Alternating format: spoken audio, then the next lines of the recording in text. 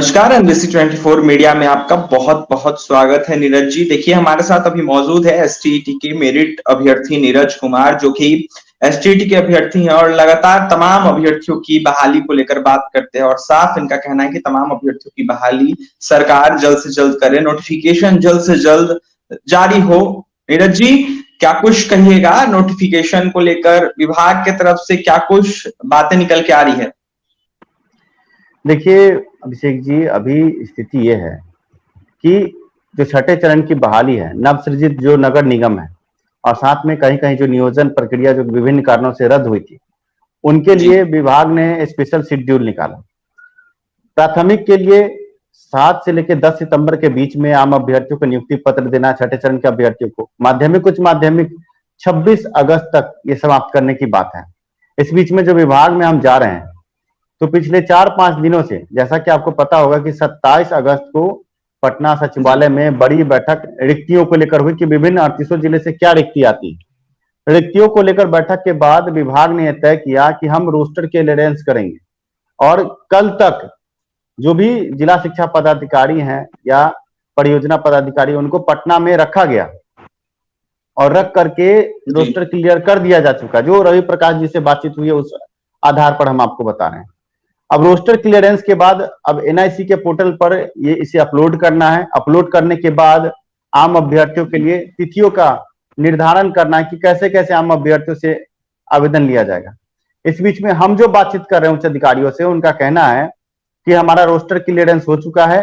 सभी जो भी उच्च अधिकारी पटना में कैंप किए हुए थे उनको हम छोड़ चुके हैं। अब किसी भी रोज, उनका कहना है कि किसी भी रोज हम शेड्यूल जारी कर देंगे। तो हमने ये उनसे एक सवाल पूछा कि सर, जो अभी जो वर्तमान में छठे चरण की प्रक्रिया जहां जहां जो विभिन्न कारणों से स्थगित थी और आपने उसके लिए शेड्यूल जारी कर दिया है, अधिसूचना जारी हो गई है, तो कैसे आप इस बीच में करेंगे? तो उनका कहना है कि वो ऑफलाइन की प्रक्रिया है, ये ऑनलाइन की प्रक्रिया है। और आप जब वहां पर कंडिका 7 पढ़िएगा तो उसमें लिखा गया है, उनके जो विज्ञप्ति जारी हुई है अधिसूचना, उसमें लिखा गया है कि उससे ये 7वां चरण जो है प्रभावित नहीं होगा। वो अलग प्रक्रिया, ये अलग प्रक्रिया है। अब हमारा एक ही दबाव है कि जल्द से जल्द 7वें चरण का शेड्यूल जारी हो जाए। वो आज हो जाए, कल हो जाए, परसों हो जाए। और इसके लिए शिक्षा सुधार तत्पर है, नीरज तत्पर है। और आपका भी धन्यवाद कि आपने भी इस मुद्दे को पुरजोर तरीके से उठाया है। अब ऐसे में आज से गर्दनीबाग में आम अभ्यर्थियों का बड़ा धरना प्रदर्शन है, सीटेट बीटेट अभ्यर्थियों का। उनका उसका भी हम समर्थन करते हैं, क्योंकि कहीं ना कहीं आम अभ्यर्थी पिछले 3 सालों से गर्त में है और आक्रोश तो कहीं ना कहीं निकलेगा ही। नीरज जी, ये जो नोटिफिकेशन जारी होगा 26 तारीख को, तमाम एसटीईटी के अभ्यर्थियों को लिया जाएगा या फिर क्या कुछ होगा इसमें? सर, 26 तारीख को नियुक्ति पत्र मिलने वाला है।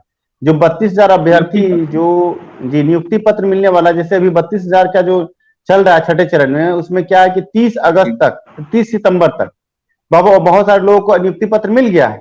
लेकिन नव सृजित नगर निगम है, वहां पर जो है कि प्रशासक नहीं थे, जिस कारण से वहां पर वो कार्य नहीं बढ़ रहा था, क्योंकि नियमावली में प्रशासकों का होना आवश्यक है। तो ऐसे में पिछले दिनों जो शिक्षा मंत्री हमारे बिहार के, उन्होंने नगर निगम के अधिकारियों से बैठक के साथ में जो नगर विकास मंत्री है तारकिशोर सर, और साथ में बिहार के उप मुख्यमंत्री भी हैं, उनसे बातचीत हुई और बातचीत के बाद ये फैसला लिया गया कि प्रशासकों की व्यवस्था की जाए नगर निगम में। तो प्रशासकों की व्यवस्था हुई और इस लेटर 26 तारीख को ये लेटर जारी हुआ और 26 के बाद 28-29 तारीख को ये साफ हो गया कि अब जब प्रशासक हो गए हैं तो आगे बढ़ करके छठे चरण की बहाली समाप्त कर ली जाए। तो जो आप कह रहे हैं कि 32,000, तो जो 26 तारीख को ये जो नव सृजित जो नगर निगम है, उनमें जो फिर से जो अभी काउंसलिंग की प्रक्रिया होगी, उनको नियुक्ति पत्र दिया जाएगा। पर उससे कहीं ना कहीं जो लोग भ्रम में है कि 7वें चरण की बहाली प्रभावित होगी, जी नहीं, ऐसा कुछ नहीं है। उच्च अधिकारियों ने साफ कर दिया है। इस बीच में अभिषेक जी, हम आपको बताते हैं कि ऐसे कुछ भ्रामक लोग भी हैं जो ये भ्रम फैला रहे हैं कि बहाली प्रक्रिया के नियमावली में बदलाव हो गया है, नियमावली 2022 बन गई। तो ऐसे लोग जो भ्रम फैला रहे हैं, इन्होंने अखबार के माध्यम से छपवा भी दिया कि 60-40 का रेशियो बनेगा। लेकिन मैं आपको बता दूं कि अखबार की खबर कहीं ना कहीं कुछ लोगों द्वारा, असामाजिक तत्वों द्वारा गलत इंफॉर्मेशन देकर छपवाई गई है। कोई भी 60-40 का रेशियो नहीं बन रहा है। विभाग ऑनलाइन बहाली प्रक्रिया में सेंट्रलाइज नहीं था।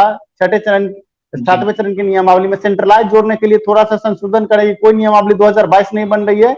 और जो पूर्व में जो बहाली प्रक्रिया का जो अभी जो नियमावली 2020 है उसी अनुसार बहाली होगी और वेटेज का सिस्टम उसमें रहेगा। हम एक मांग कर रहे हैं, शिक्षा सुधार एक मांग कर रहे हैं कि जब ये बहाली प्रक्रिया आगे बढ़ रही है तो जिन्होंने स्नातक किया अपने विषय में, जैसे मान लीजिए कि सब्सिडरी वाले भी होते हैं और जो मुख्य विषय वाले भी होते हैं, तो दोनों की जब नियुक्ति हो तो उसमें जिन्होंने अपने विषय में स्नातक किया उनको 5 अंक का वेटेज दिया जाए अपने विषय के शिक्षक के रूप में जब वो बहाल होंगे। तो इन सब दिशा में हम कार्य कर रहे हैं और हमारा काम लगभग सफल होता जा रहा है। कोई 60-40 नहीं हो रहा है, जो बहाली की प्रक्रिया उस पर कार्य हो रहा है। आज संध्या तक हम सचिवालय के दौरे पर भी होंगे और हम संध्या तक कुछ बड़ा निकालकर और उच्च अधिकारियों से जो वार्ता होगी हम आपके माध्यम से भी आम अभ्यर्थियों को जागरूक करेंगे। पर अभी तक की जो खबर है कि किसी भी रोज अगस्त महीने में सर नोटिफिकेशन जारी हो जाएगा। बिल्कुल। और जाने से पहले तमाम अभ्यर्थियों को क्या कहिएगा नीरज जी? देखिए, मैं यही कहूंगा कि आम अभ्यर्थी एकजुटता बनाए रखें। सरकार की मंशा साफ नहीं होती है, लेकिन हम अभ्यर्थियों में वो जोश व खरोश वो जज्बा जो है वो कायम रखना चाहिए। अभी जो गर्दनी बाग में आंदोलन हो रहा है उसमें भी आम अभ्यर्थियों को बढ़ चढ़ के भाग लेना चाहिए, वो चाहे प्राथमिक हो या माध्यमिक हो। एक कहावत है कि हो कहीं भी आग लेकिन आग जलनी चाहिए। तो आप समझ सकते हैं सर कि बेरोजगार अभ्यर्थी पिछले 2-2.5 सालों से लगातार परेशान है। तो अब वो समय आ गया है कि सरकार से ये जवाब मांगा जाए, शिक्षा विभाग से जवाब मांगा जाए कि जब स्कूल में गुणवत्तापूर्ण शिक्षा देने के लिए शिक्षक ही नहीं है, 5520 उत्क्रमित विद्यालय में एक भी शिक्षक नहीं, जब शिक्षा मंत्री ये खुद स्वीकार कर रहे हैं, तो ऐसे में ये जो लेट लतीफी का जो कार्य चल रहा है इसको नहीं करते हुए बीच का रास्ता निकालते हुए जल्द से जल्द जो भी अभ्यर्थी एस्टेट बीटेट सीटेट उत्तीर्ण हो गए और जब लाखों की संख्या में सीट खाली है तो जल्द से जल्द आम अभ्यर्थियों की बहाली सुनिश्चित करने की दिशा में कार्य करना चाहिए। और आम अभ्यर्थियों से हम यही कहेंगे कि 38 जिले के जो भी एस्टेट अभ्यर्थी हैं और जो बीटेट और सीटेट अभ्यर्थी हैं आंदोलन को पुरजोर सपोर्ट करें और साथ में भ्रम और भ्रांति में नहीं रहे, क्योंकि कुछ लोग ऐसे हैं जो जानबूझ करके गलत फलसफा छोड़ते हैं और ऐसे में आप सचिवालय के उच्च अधिकारियों को जब आप परेशान करते हैं तो कहीं ना कहीं वो चाह रहे जो फलसफा छोड़े 60-40 वो चाह रहे कि ऐसा कुछ बोल दें इसके बाद उच्च अधिकारी परेशान हो और कुछ ना कुछ ऐसा गलत फैसला ले ले और गलत फैसले के बाद कोर्ट कचहरी हो, केस मुकदमा हो और बहाली फंस जाए। पर मैं नीरज आप आम अभ्यर्थियों से कहना चाहूंगा कि कार्य बहुत आगे बढ़ चुका है, कहीं पर कोई ऐसा कोई बात नहीं है और जल्द से जल्द बहाली का शेड्यूल इसी दिशा में हम काम कर रहे हैं। और अभिषेक जी आपका भी सर तहे दिल से धन्यवाद कि आप लगातार इसको आप उठा रहे हैं अपने चैनल के माध्यम से।